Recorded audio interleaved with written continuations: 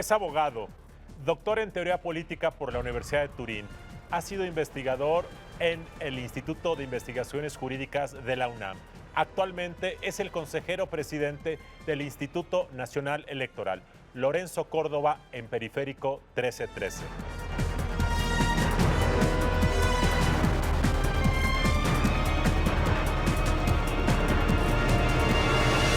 Lorenzo, gracias por acompañarme en este programa. Encantado, Luis Carlos. Gracias a ti por la invitación. Como académico y como autoridad electoral ahora y antes también en el IFE, tú has visto la evolución de la democracia mexicana desde los años 90. ¿Cómo ves, si tuvieras que mandar una cápsula al espacio, decir cómo fue la evolución de la democracia mexicana entre fines de los años 80 y hoy? ¿Qué pondrías en el lado de las palomitas y qué pondrías del lado de los taches? Bueno, del lado de las palomitas, yo creo que hay mucho que poner, a pesar de que pueda ser anticlimático. Estamos en una etapa muy crítica, digámoslo así, de nuestra democracia, que todavía tiene muchos pendientes, digamos, por resolver, pero creo que tiene muchos puntos salvados, muchos obstáculos salvados. El primero de ellos es que las elecciones se han consolidado como una ruta legítima, una ruta franca para procesar la conflictividad política, para recrear el pluralismo creciente de nuestra sociedad, pero para resolver de manera pacífica, digámoslo así, el procesamiento de nuestras diferencias.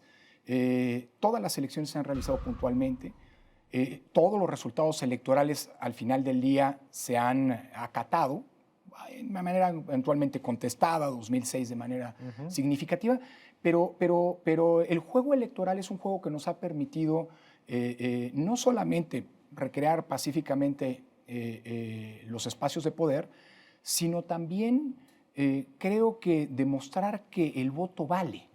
Es decir, el voto se ha consolidado, como lo sostenían muchos teóricos, lo han sostenido muchos teóricos de la democracia, como un mecanismo para poder premiar o castigar el ejercicio del poder. Y en el primer caso, plantear la continuidad de gobiernos, en el otro caso, apostar por alternancias.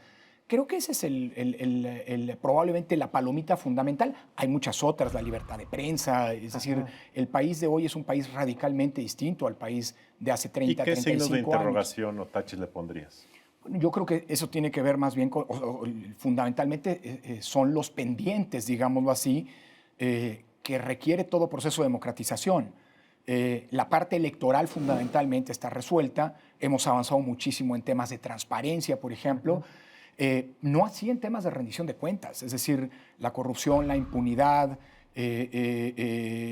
digamos, la solución o la concretización de varios de los derechos sociales, pues siguen siendo de los pendientes de nuestra democracia, por cierto, pendientes muy delicados, que creo que son los que están debajo de la insatisfacción de mucha gente digamos, con lo que la democracia todavía no ha acabado de concretar, ¿no? Lorenzo, tú has dicho, has escrito y otros lo han hecho también, de la desconfianza como el germen de la solidez del sistema electoral mexicano.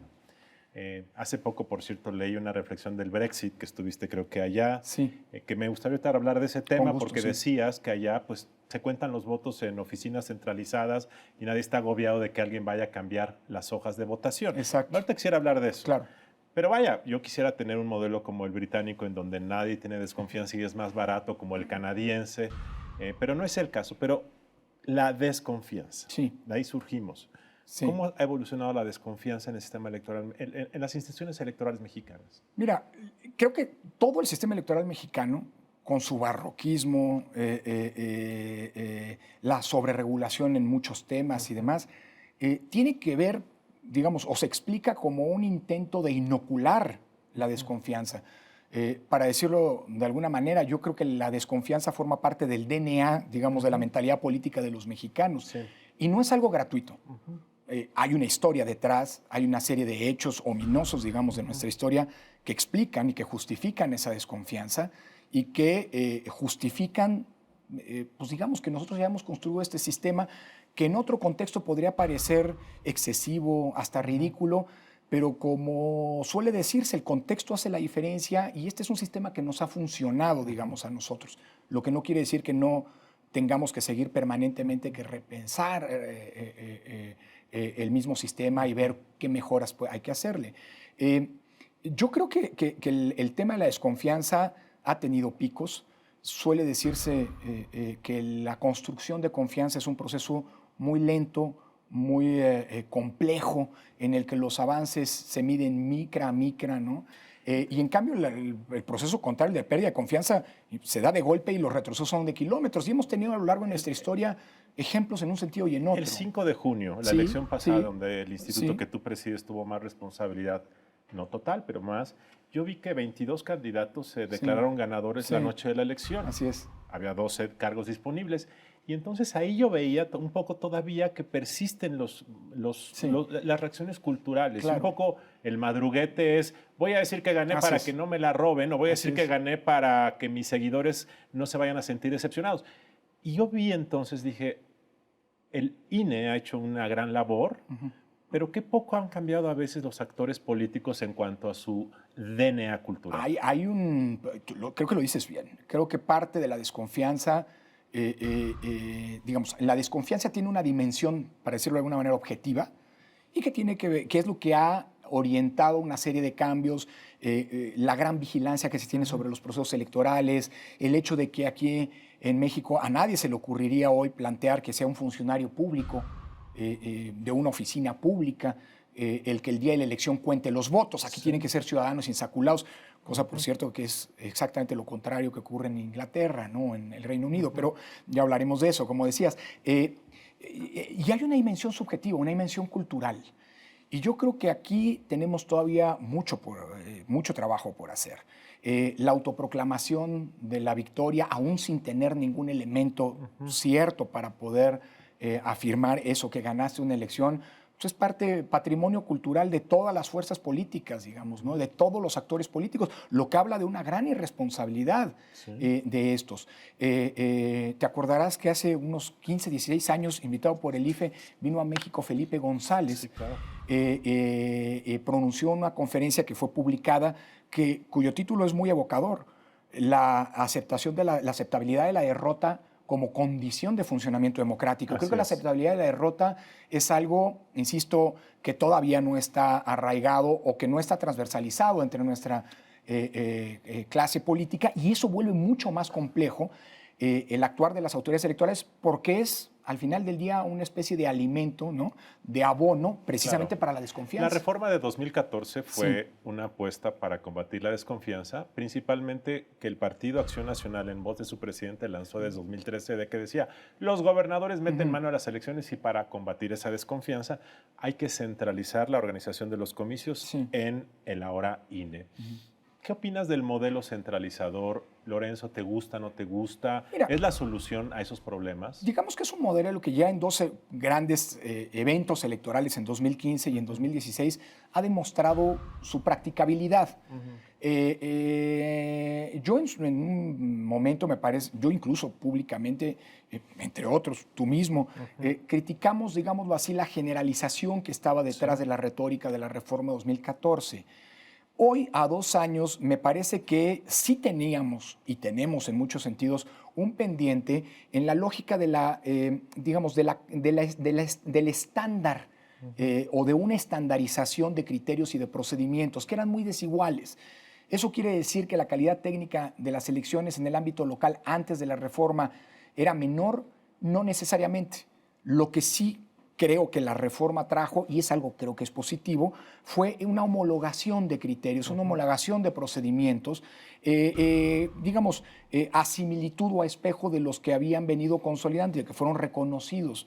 Yo creo que la reforma de 2014 es un reconocimiento de que 25 años de historia del INE son fructíferos y deben ser, digámoslo así, reproducidos en el ámbito local. Yo te hago una pregunta. Para homologar estándares de organización electoral, que ustedes los hacen muy bien, ¿era necesario hacerlos a ustedes responsables operativos? ¿No era necesario simplemente decir, estos son los 5 estándares que todos deben aplicar?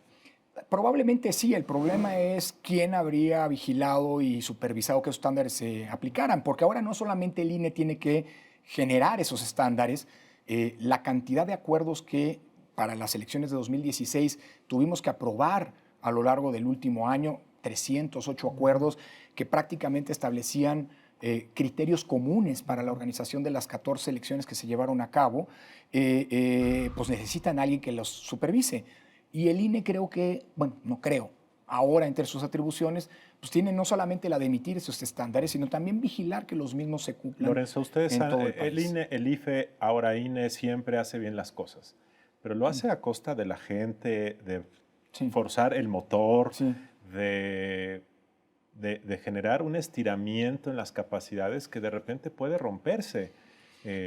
Digo, son eficaces, pero es a un costo que de repente el motor se te puede parar porque ya es demasiado. Tienes razón, y tú conoces muy bien esa institución.